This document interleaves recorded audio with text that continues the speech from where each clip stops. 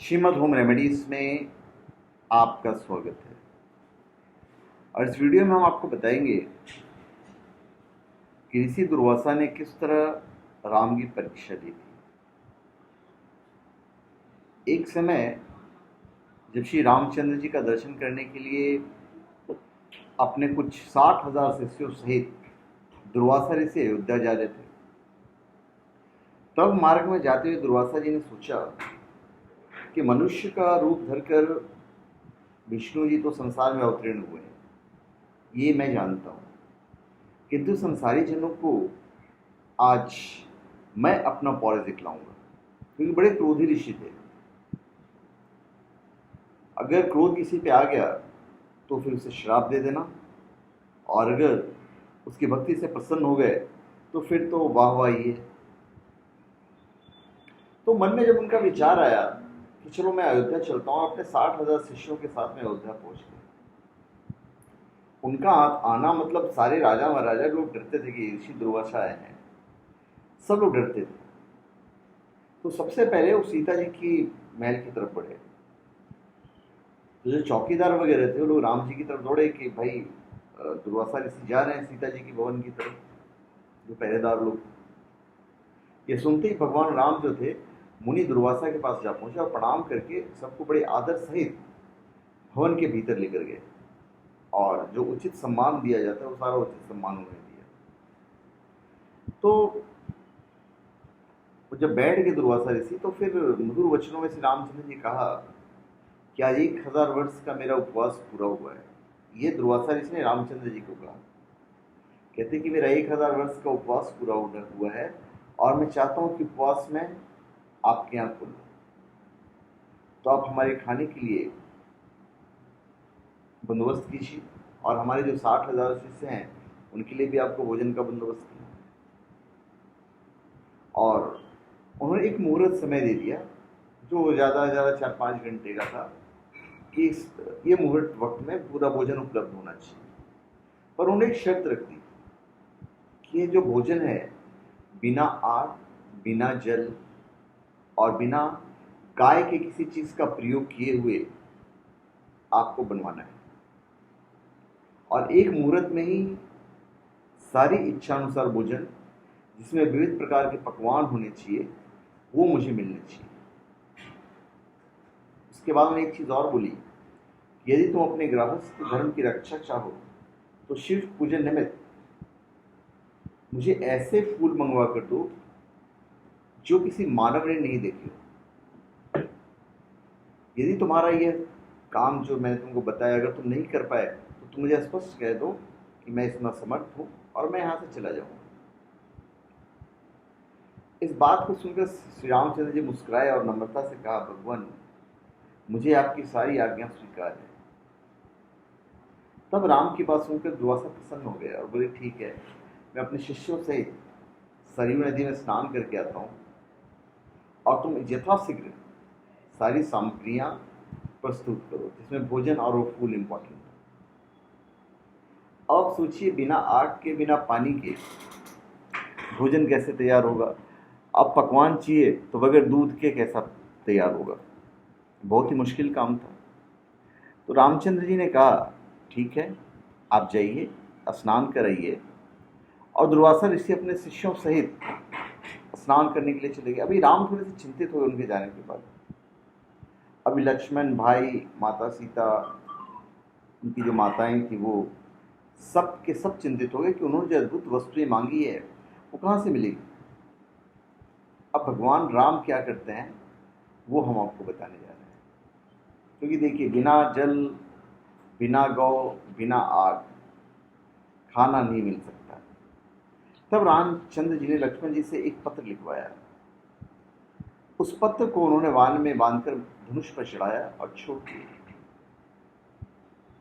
बाण पहुंची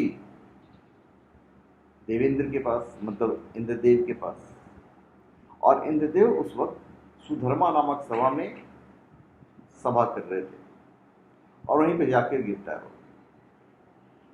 अब उस बाण को देखकर इंद्र व्याकुल हो जाते हैं, ये बाण किसका है। फिर उठाकर जो देखे तो उस पर तो श्री राम का नाम अंकित था। फिर पत्र को खोलकर पढ़ते हैं पत्र खुलते ही वान फिर वहाँ से उड़कर राम जी के तर्कस में आ घुसता है। मैं आपको एक बात बताता हूँ, राम जी की जो तर्कस थी वहाँ पे हमेशा एक ही वान रहता था, वो जाती थी और फिर वापस आ जाती। अब इंद्र ने पथ को सामने बैठे सब देवताओं को सुनाया। उसमें लिखा था कि इंद्र, स्वर्ग में तुम सुखी रहो, मैं तुम्हें हमेशा याद करता हूँ, परंतु तुम्हें एक आज्ञा देता हूँ।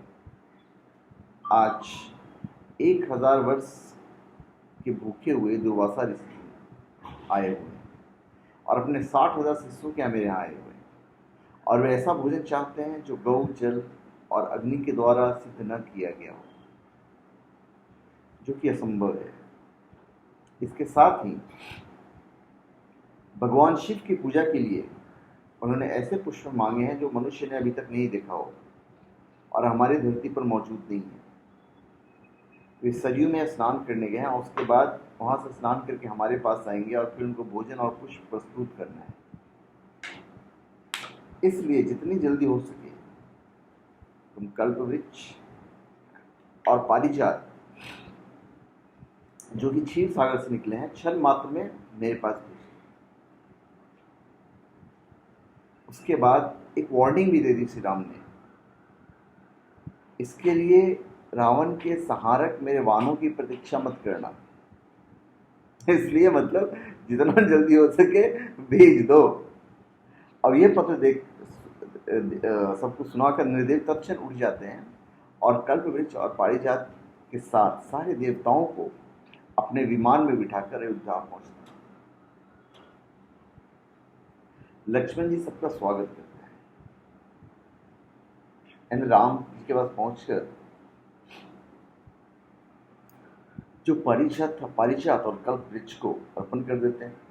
अब इधर जो दुर्वासा ऋषि स्नान कर रहे थे उनको तो मजा आ रहा था, वो तो सोच रहे थे यार देखते हैं बंदोबस्त कैसा करते हैं। तो अपने एक चेले को बोलते हैं, एक दो शिष्य था, कि काम करो तुम जाओ वहां पर और देखो वहां पर क्या तैयारी चल रही है, कितनी तैयारी पूरी हुई है, या अभी तक श्री राम टेंशन में बैठे हुए हैं। तो ये देखने के लिए जो शिष्य था वो चला गया। अब वहां जाके क्या देखता है, वहां कल्प वृक्ष भी है, पारिजात वगैरह सब चीजें वहां पर, सारे देवता लोग बैठे हुए हैं। देखकर वो चुपचाप दुर्वासा ऋषि के पास आता है और बोलता है कि तैयारी तो चल रही है, क्योंकि वहां उसने देखा था कि कल्प वृक्ष और पारिजात से देवता की मंडली राम के साथ विराजमान है। और शिष्य की यह बात सुनकर दुर्वासा जी को बड़ा आश्चर्य होता है, उन्हें यकीन नहीं आता है, फिर भी वो अपने सारे शिष्यों को लेकर दुर्वासा ऋषि श्री रामचंद्र जी के भवन में पहुंचते हैं। अब जब दुर्वासा ऋषि जी आते हैं तो देवताओं सहित राम, लक्ष्मण, सीता जी सब उठकर उन्हें दंडवत प्रणाम करते हैं और उत्तम आसन पर बिठाकर सीता तथा लक्ष्मण आदि जितने भी थे सब लोग पूजा करते हैं पहले, फिर वैसे पुष्प उनको प्रस्तुत किए जाते हैं जो धरती पर नहीं मिलते हैं और यह किसी मनुष्य ने नहीं देखा होगा। शिव जी के पूजन के हेतु पारिजात के पुष्पों को राम दुर्वासा के साथ प्रस्तुत करते हैं। उन पुष्पों को देखकर मुनि दुर्वासा ने एक बार फिर आश्चर्य किया, किंतु मौन भाव से उन्हें ग्रहण करके शिव जी और अन्य देवताओं की उन पुष्पों से पूजा की। फिर उसी क्षण श्री रामचंद्र ने लक्ष्मण जी तथा सीता जी आदि के साथ सबको भोजन परोसने की आज्ञा देते। तब मतलब सीता जी तो साथ साथ लक्ष्मी थी, दिव्य अलंकारों से विभूषित हुई सीता जी ये कल्पवृक्ष और पारिजात की पूजा करते हैं, अनेक पात्रों को लेकर उनके नीचे रख देते हैं और ये प्रार्थना करते हैं कि हे क्षीर सागर से उत्पन्न होने तथा देवताओं के मनोरथ को पूर्ण करने वाले कल्पवृक्ष, आज शिष्यों सहित हमारे यहाँ आए हुए दुर्वासा ऋषि को आप संतुष्ट करते हैं। जब सीता जी इस प्रकार कहती हैं तो कल्प वृक्ष ने पल मात्र में वहां रखे हुए करोड़ों पात्रों को अनेक प्रकार के खाद्य पदार्थों से पूरा भर देते हैं। फिर उन सब अन्नों को रुमाला सहित